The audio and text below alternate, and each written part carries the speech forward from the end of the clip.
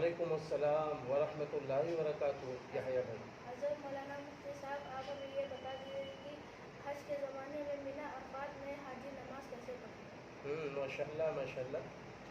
دیکھیے مکہ مکرمہ میں حاجی صاحب اگر مقیم ہے، مقیم کا مطلب کیا ہے؟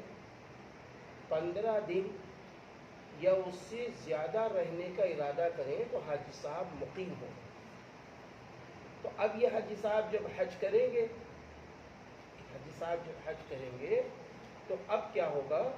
حاجی صاحب مینا میں بھی پوری نماز ادا کریں گے، عرفات میں بھی پوری نماز ادا کریں گے اپنے خیمے میں، ظہر کے وقت میں ظہر، عصر کے وقت میں عصر، اور اسی طرح مزدلفہ میں بھی پوری نماز ادا کریں گے، مغرب اور عشاء.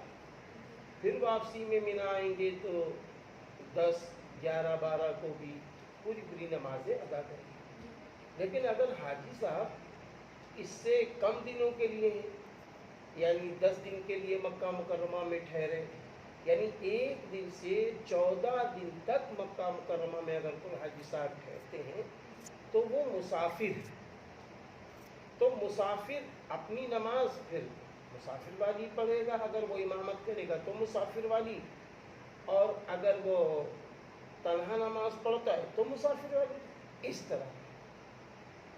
السلام علیکم. جزاک اللہ خیر. وعلیکم.